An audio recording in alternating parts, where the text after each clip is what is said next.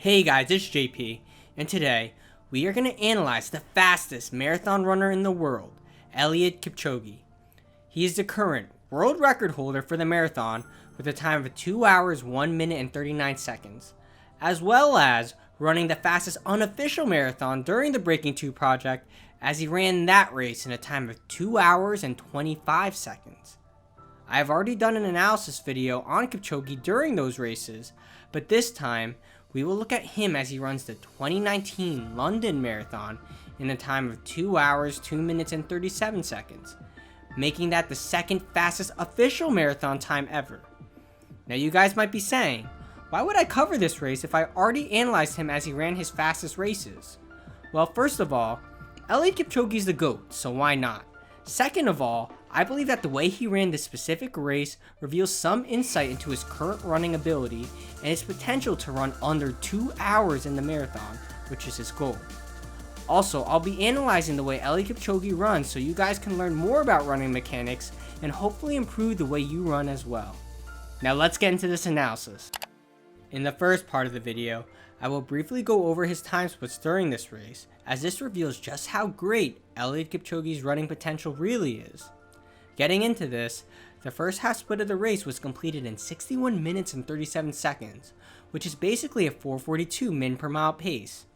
This is relatively fast for most of these runners, except for Eliud Kipchoge, as during the second half of the race, he kicked it up another notch. He ran the 14th mile at a 4:32 min per mile pace, and basically maintained that up to the 18th mile. He slowed down a bit during the third quarter as he maintained a 4:47 min per mile pace. However, it is good to note that there was an uphill portion during that time. Then what happened during the last part of the race was just flat out crazy. He picked up pace during the final mile with a 4:26 min per mile pace, which is absolutely insane. This is basically a sign that Eliud Kipchoge still had more energy in the tank and is still capable of much more. Now the question is, how much more? Well, let's take a look at last year and see the comparison of his times from the 2018 London Marathon with a time of 2 hours, 4 minutes, and 17 seconds to the 2018 Berlin Marathon, where the fastest marathon times are usually seen, including his own world record with a time of 2 hours, 1 minute, and 39 seconds. If you check the difference of those times, you'll notice that he ran 2 minutes and 38 seconds faster in Berlin. What's interesting is that if you deduct that same amount of time from his 2019 London Marathon time, it actually comes out to 1 hour, 59 minutes, and 59 seconds, which is his dream. When I realized that, I was pretty shocked. Maybe Eliud Kipchoge is sending a subliminal message. Anyway, while it would be amazing if he shaves the same amount of time from his performance in London, improvements realistically don't work like this, as it gets exponentially harder to shave off time when you approach those high levels, especially during the marathon.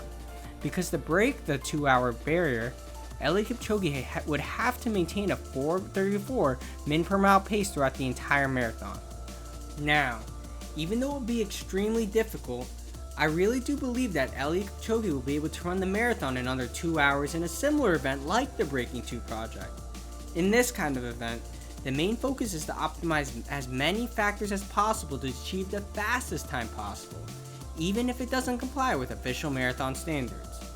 Now, as for running an official marathon under 2 hours, that is an even more impossible feat. However, with the way Eliud Kipchoge has been running throughout these years, I don't think it's completely impossible, and if he's going to end up doing it, it's most likely going to have to be in the Berlin Marathon. So now that we covered a bit on Eliud Kipchoge's running capabilities, let's take a look at the way he runs so you guys can learn more about running mechanics and uncover some of the reasons why he's so fast and efficient. The first thing we'll look at is his cadence, which is basically the amount of steps he takes. The reason I'm going to go into this topic is because it has been linked to performance and running economy. In this clip, he presents with 186 steps per minute. This is a pretty similar step rate compared to when he ran the world record during the Berlin Marathon. Now, should you be running at about 180 steps per minute too? Well, it honestly depends. I know there has been a study that shows that the average step rate for distance world records broken is around 180 steps per minute. However, just remember the keyword average. There is an actual range to this, which I believe is 170 to 210 steps per minute. because basically, step rate changes based on relative intensity of the run. For example, when Eliud Kipchoge ran his fastest mile at the end of the race, his step rate was 192 steps per minute.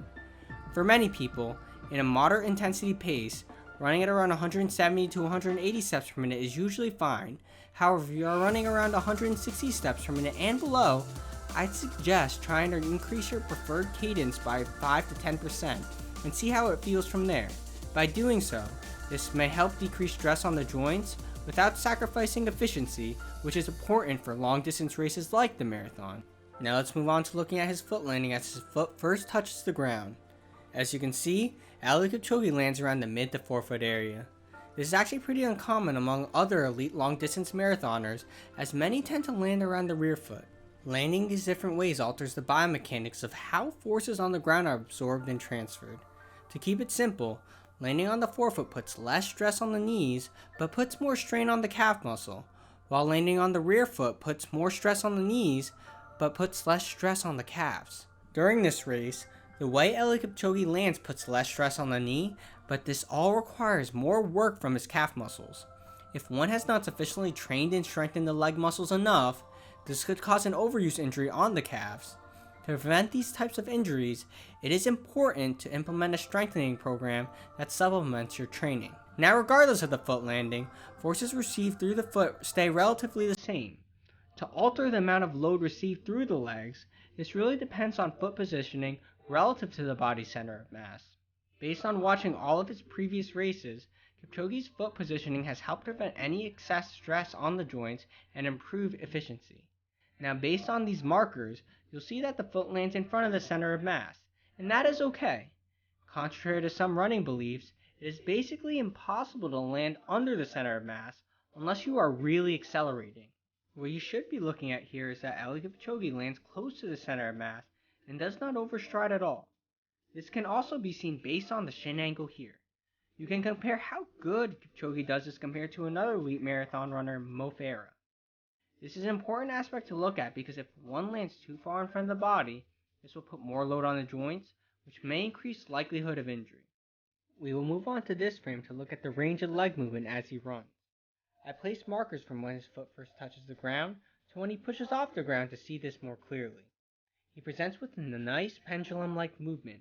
From these markers you can see how balanced this is as well. Now, how does this pertain to you guys?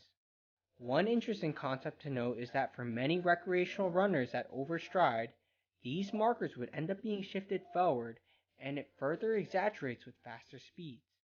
This indicates that the tendency for these runners to increase speed is to reach out more with their step. By doing so, this should theoretically increase step length, and based on the equation stride length times stride frequency equals speed, they should be able to run faster. However, this is not the right way to do it because this causes overstriding. The way to increase step length correctly is to increase the backside movement instead to prevent overstriding.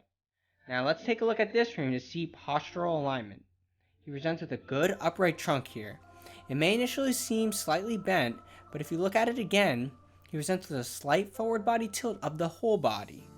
Now looking back at the trunk, it is important to maintain an upright trunk which is in line with the body. This helps stabilize the core to prevent energy leakage as the foot pushes off the ground.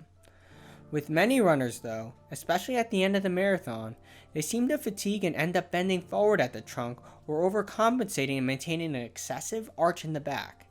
In Eliud Kipchoge's case, throughout this race and the races we have analyzed before, Kipchoge does a great job of maintaining an upright trunk with little breakdown of form seen even at the end of a record-breaking marathon time. This is important to note, as good running form is useless if you can't maintain it. Next, we will look at the amount of vertical bounce he has as he runs. You can see that Eliud Kipchoge has little vertical bounce, which is why his running form always looks so smooth. One reason for the little vertical bounce is the decent step rate he maintains during the marathon, because the higher the step rate, generally the less vertical bounce that is seen. Having little vertical bounce also gives some insight into what muscles he mainly uses as he pushes off the ground. If it was the quadriceps,